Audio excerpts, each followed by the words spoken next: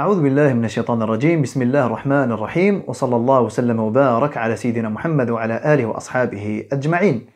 Aujourd'hui, Inch'Allah Ta'ala, nous entamons le verset numéro 10 de Surat Al-Baqarah, dans lequel Allah Jalla wa Ala nous dit, en continuant la description des hypocrites, في قلوبهم مرض فزادهم الله مرضا ولهم عذاب أليم بما كانوا يكذبون ولهم عذاب أليم بما كانوا يكذبون. Ces hypocrites qui tentent de tromper Allah et ceux qui ont cru et qui au final ils ne font que s'entre-tromper entre eux et se tromper eux-mêmes sans s'en rendre compte. Ces hypocrites-là, Allah Ta'ala nous donne une sorte d'explication. Qu'est-ce qui les a amenés à agir de la sorte? Qu'est-ce qui fait que ces hypocrites-là n'assument pas qui ils sont? Ils n'assument pas ce qu'ils pensent réellement. Ils n'assument pas la réalité de leur vie. La réalité est que ce sont des non-croyants. Pourquoi ils n'assument pas? Et pourquoi les non-croyants, ils assument? Pourquoi Abu Jahl et Abu Lahab, ils ont assumé, par exemple? Je t'aime pas et je te le dis. Je te déteste et je te le dis. Je te veux du mal et je te le fais même. Pourquoi les Quraysh, par exemple, pour rester dans le cadre du prophète sallallahu alayhi wa sallam, ont assumé pleinement? Pourquoi les hypocrites n'assument pas? Qu'est-ce qui explique ce comportement de j'assume pas trop? Allah Ta'ala nous dit fi qulubihim maradun fazadahumullahu marada. Aujourd'hui, on va rester sur cette partie de la maladie et je vais ouvrir une bonne parenthèse sur cette notion de la maladie du cœur qui pousse les gens à ne pas assumer qui ils sont en donnant une autre image d'eux-mêmes. On est d'accord? C'est exactement ce qu'ont fait les hypocrites. Ils sont poussés par une maladie intérieure de leur cœur qui les a poussés à montrer autre chose que ce qu'il y a à l'intérieur d'eux-mêmes. Je te montre un visage qui n'est pas le vrai. Je te montre une facette qui n'est pas réellement qui je suis. Alors, dans ce verset, Allah subhanahu wa ta'ala, il a parlé d'une manière indéfinie. Fi qulubihim, dans leur cœur, marad, nakira, c'est indéfini. Ça veut dire la maladie elle peut être diversifiée. La maladie, elle peut être énormément nombreuse. Il n'y a pas une maladie, il y a plusieurs maladies. Alors de vous à moi, il y a plusieurs maladies du cœur que nous connaissons très très très bien. Hein, l'autosatisfaction, le fait d'être dingue de soi, de s'aimer et de se valoriser. Il y a le kibr, l'orgueil. Il y a on va dire, le fait de se sentir, on va dire, mieux que les gens. Il y a l'amour de dunya de façon générale, incluant l'amour de l'argent, l'amour du pouvoir, l'amour de la notoriété. Toutes ces choses-là corrompent nos cœurs et du coup, ça se manifeste par des comportements. Quelqu'un qui est orgueilleux, ça se voit dans son comportement. Quelqu'un qui, ça se manifeste par du mépris des autres. Moi, je sais, les gens ils savent pas, donc j'ai un comportement très méprisant envers ceux qui ne savent pas. J'ai de l'argent, les gens ils en ont pas, j'ai du mépris envers les pauvres. Ceux qui ont la maladie on va dire de l'amour de soi et le regard des gens, etc. Ça se manifeste par des comportements. Alors, j'aimerais pas aujourd'hui qu'on s'arrête sur les hypocrites, ceux-là. Les hypocrites de l'aqidah, les hypocrites de l'iman, de la ilaha illallah. J'aimerais qu'on s'arrête sur les maladies du cœur qui nous poussent, nous, vous et moi, nous les musulmans, à agir de certaines manières qui, quand on y regarde un petit peu, est-ce que c'est pas un petit peu de l'hypocrisie? Est-ce que je ne partage pas quelques maladies avec les hypocrites qui font que ces maladies-là, qui me poussent à agir comme un hypocrite? Alors ma réflexion d'aujourd'hui, elle est vraiment très importante. Je pense que je vais dépasser les 10-15 minutes, mais je suis vraiment désolé, je suis obligé d'en parler. C'est un sujet qui me tient vraiment à cœur. Je ne peux pas sauter cette occasion sans vraiment lui donner son dû. Est-ce que vous avez remarqué, c'est une manière de dire oui, vous avez remarqué, Avez-vous déjà remarqué que nous vivons dans un monde où tout est tromperie, quasiment, où les choses ne sont pas réellement ce qu'elles sont, où ce qui nous est dit, ce qui nous est proposé, ce qui nous est montré n'est pas vraiment la réalité des choses? Avez-vous remarqué, si je prends l'exemple particulier de la présence des gens sur Internet, sur les réseaux sociaux, Facebook, etc., les youtubeurs, les blogueurs, etc. Avez-vous remarqué cela ou pas? Qu'il y a une course incroyablement flippante. À quoi? À la notoriété. Une course incroyablement flippante au paraître, au soi.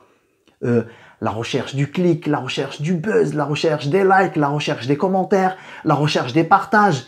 Et les gens se donnent en spectacle, en fait. Les gens se donnent, on va dire, ils créent un personnage public qui n'est pas le vrai personnage. Les gens ils choisissent leurs mots, les phrases qu'ils utilisent. Quand ils publient une chose, c'est réfléchi limite 1 heure. Qu'est-ce que je dis? Comment je le tourne? Qu'est-ce que je dois dire? Qu'est-ce que j'aimerais que ça provoque comme réaction chez les gens? Qu'est-ce que je provoque chez eux? Etc. Tout est calculé. Il n'y a plus de spontanéité. Subhanallah. C'est incroyable, c'est flippant. Moi, ça me sidère qu'il y ait autant cette recherche du paraître et la création d'un personnage public qui n'est pas le vrai personnage. Alors, vous pouvez me dire, ouais, mais tout le monde n'est pas pareil. C'est vrai, tout le monde n'est pas pareil. Mais je parle d'une tendance générale. Quand on voit la manière de parler, quand on voit le souci du buzz, des fois pour n'importe quoi, juste pour susciter l'intérêt, juste pour avoir des réactions. Alors, je sais que vous le faites, je sais, on le fait tous ça. Quand on voit une publi, on lit les commentaires des gens. Quand vous lisez les commentaires, vous dites subhanallah adim, c'est quoi? Mashallah, mashallah, trop beau, beau gosse, vous êtes trop beau, mashallah. C'est quoi ça, toute cette mise en scène, toute cette recherche de starification de la vie. Tout le monde veut être une star, tout le monde veut être un personnage public, aimé, suivi, la recherche aux followers, la recherche aux fans. Qu'est-ce que ça traduit à votre avis, ça? Des gens que nous avons connus dans la vraie vie. J'ai énormément d'amis, je connais énormément de frères, énormément de sœurs que je connais dans la vraie vie. Dans la vraie vie. Ils peuvent tromper les gens, ils peuvent tromper les internautes. Mais nous, on les connaît dans la vraie vie. On sait comment ils sont. On sait qu'il y a un décalage. On sait qu'il y a une mise en scène. On sait qu'il y a une tentative d'apparaître sous une forme, sous une personnalité, sous une identité qui n'est pas la leur. Et quand je vois par exemple tous les frères, toutes les sœurs que je connais dans la vraie vie et qui sont présents sur le net, qu'ils soient des vrais personnages publics ou juste sur leur compte personnel, etc. Quand je vois qu'est-ce qu'ils disent, qu'est-ce qu'ils publient, qu'est-ce que les gens leur répondent, Wallah alladhi la ilaha illahu, j'ai mal pour eux. Parce que je me souviens de ce verset. وَمَا يَخْدَعُونَ إِلَّا أَنفُسَهُمْ وَمَا يَشْعُرُونَ. Ils ne se trompent qu'eux-mêmes sans s'en rendre compte. في قلوبهم مرض فزادهم الله مرضا. Il y a dans leur cœur une maladie. Et Allah subhanahu wa ta'ala leur a rajouté davantage de maladies. Pourquoi on en arrivait à ça? Pourquoi on en arrivait à, même dans la communauté musulmane, même dans le cercle des musulmans, on voit cette recherche on va dire de création de personnages parfaits, idéal sur le net, qui est loin d'être le cas dans la vraie vie. Tous les gens que nous connaissons sur le net, tous les personnages publics que nous connaissons sur le net, nous les connaissons dans la vraie vie, subhanallah. Donc, ils ont des fans, ils ont des followers sur le net. Mais ils peuvent tromper les fans, ils peuvent tromper les followers. Mais ces gens-là, ils ont une femme, ils ont un mari, ils ont des enfants, ils ont des voisins, ils ont des collègues. Des gens qui les connaissent dans la vraie vie. Ces gens-là, ils vont penser quoi de ces gens, subhanallah? Leurs voisins, les gens qui les connaissent dans la vraie vie. Quand ils verront la version web de leurs amis, de leurs époux, de leurs épouses, de leurs enfants, c'est pas un peu flippant? C'est pas quelque chose de grave? C'est pas on est dans une relation sociale qui est complètement factice? Il n'y a rien de vrai? J'ai 100 000 amis sur Facebook. J'en ai combien réellement dans la vraie vie? Des gens qui me disent Mashallah, Mashallah, Mashallah, j'en ai peut-être 100 000 sur le net. Combien dans la vraie vie m'apprécie réellement et apprécie réellement ce que je fais et apprécie réellement l'être humain que je suis? Combien? Et vous savez quoi? Oubliez même les gens. Et même si aucun être humain ne m'apprécie, c'est quoi le souci? Pourquoi on en a fait une course et pourquoi on en a fait un plat quotidien tous les jours, on voit autour de nous des gens qui soignent leur apparence sur le net. Pourquoi? Pourquoi vous n'êtes pas réel? Pourquoi vous n'êtes pas comme vous êtes dans la vraie vie? Ben, vous appréciera qui vous appréciera et ne vous appréciera pas qui ne vous appréciera pas. C'est la vraie vie, ça. On peut pas plaire à tout le monde. Pourquoi ce maquillage de la personnalité pour se donner un petit peu en spectacle? Qu'est-ce que ça cache derrière? Mais quelle souffrance il y a derrière? Je vous parle de ça d'un point de vue fraternel, mais je vous parle de ça aussi d'un point de vue professionnel. Vous savez que je suis psychologue de métier. Et vous savez qu'il y a des dizaines et des dizaines et des dizaines d'articles scientifiques et d'études qui ont été menés sur ça. Ça traduit un mal-être énorme chez ces gens-là. Quand je vois une personne qui n'est pas au clair avec sa vie, qui se crée un personnage public sur le net, wallah, ça me fait pitié. J'ai mal pour cette personne. Pour des raisons religieuses, comme on en a parlé, mais pour des raisons aussi de bien-être psychologique. Les gens-là sont en souffrance. À ce point-là, ta vie, ta vraie vie, elle veut rien dire. À ce point-là, ta vraie vie, c'est un calvaire pour toi, au point de te créer un personnage. À ce point-là, tu ne te prends pas en charge dans la vraie vie pour améliorer ta vie. Au lieu de te prendre en charge, au lieu de te ressaisir, au lieu de changer ton quotidien réellement pour de vrai. Au lieu de faire ça, qu'est-ce que tu fais? Ben, tu te donnes en spectacle et qu'est-ce que tu fais? Tu crées un personnage qui n'est pas toi. Et ça, subhanallah, c'est vraiment un indicateur de souffrance vraiment psychologique. Il y a un mal-être vraiment profond. Alors aujourd'hui, je rebondis sur ce verset-là. في قلوبهم مرض فزادهم الله مرضا, juste pour qu'on s'interroge sur ça. Allah yajzikum bi khair. Qu'est-ce qu'on veut réellement? Qu'est-ce qu'on recherche réellement? On cherche à tromper les gens? On cherche à donner une image qui n'est pas réelle? On cherche quoi? On cherche à ce qu'on dise Mashallah? On cherche à ce qu'on dise beau gosse? On cherche à ce qu'on dise ouais, il gère, il parle trop bien? Qu'est-ce qu'on recherche? Qu'on s'interroge sur nos intentions, subhanallah. C'est hyper important. Les intentions, elles se sont perdues en cours de route.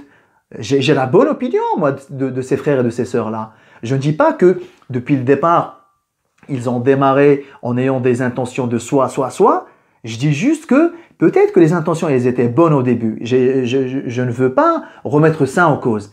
Je dis juste que les intentions se sont perdues en cours de route à cause des conséquences lorsque on est entouré de gens du paraître, des gens qui valident cette idée-là et qui alimentent cette recherche du paraître.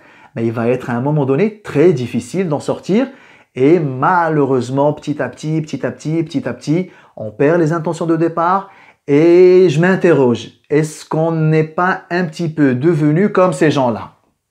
يخادعون الناس, ils essaient de tromper les gens. Est-ce que quelque part nous ne sommes pas devenus ces gens-là? Est-ce que on n'a pas été un petit peu malade, mais comme on ne s'est pas vraiment pris en charge et on n'a pas fait le nécessaire pour nous soigner de ces maladies-là, malheureusement, on s'est laissé emporter, on s'est laissé glisser et malheureusement, peut-être que notre maladie elle a augmenté. Est-ce que nous ne sommes pas ces gens-là? Et aujourd'hui, je voulais parler de cette tendance générale, malheureusement qui touche les musulmans, malheureusement qui touche même les acteurs de la communauté musulmane, malheureusement. À quand une vraie pause et une vraie remise en cause en disant stop. Là, on est parti un peu trop loin. Venez qu'on prenne un retour vers des vraies relations saines, basées sur la clarté, basées sur le respect, basées sur la tolérance, pas basé sur comment on dit, hein, passer la pommade aux gens, leur donner l'illusion qu'on les aime, qu'on les respecte, alors que c'est juste des réflexes, c'est juste du paraître de notre côté, etc., etc. À quand un vrai retour à des vraies relations sociales, à des vraies choses dans la vraie vie concrète? Parce que sur le net, il est un peu facile de tromper les gens. Dans la vraie vie, c'est un peu plus compliqué. Et malheureusement, on a déserté la réalité, le concret, le terrain. Et malheureusement, on a investi le net, on a investi notre présence sur le web. Ça a provoqué ce que vous savez, ça a provoqué ce que l'on sait tous. Qu'Allah subhanahu wa ta'ala nous réveille, qu'Allah subhanahu wa ta'ala nous permette d'être vrais, qu'il nous permette d'être francs, d'être nous-mêmes, de ne pas jouer un rôle. Et voilà, jouer le rôle d'une autre personne, ben, c'est pas moi en fait. Je vis une vie par procuration. Mais moi, dans ma vraie vie, je veux dire, j'éteins mon téléphone et j'éteins mon ordinateur. Le soir, je pose ma tête sur un oreiller. Là, c'est ma vraie vie, ça. Et si ma vie, elle est malheureuse dans la vraie vie, ben la joie et l'euphorie que je vis au quotidien dans mon personnage du net, il me sert à quoi le soir, moi, quand je pose ma tête sur un oreiller? Dans ma vraie vie conjugale, dans ma vraie vie avec mes enfants, dans ma vraie vie au boulot. À quoi cela me sert d'être une star aimée, respectée, suivie sur le net par des inconnus si dans ma vie de tous les jours, ce n'est pas le cas? Wallahu ta'ala a'lam. Wa sallallahu sallam wa baraka ala sayyidina Muhammad wa ala alihi wa ashabihi ajma'in. Wassalamu alaikum wa rahmatullahi ta'ala wa barakatuh. Vous avez aimé cette vidéo? Laissez-moi un pouce bleu, pensez à vous abonner à la chaîne et n'oubliez pas d'activer les notifications pour être tenu au courant de nos prochaines vidéos. Merci.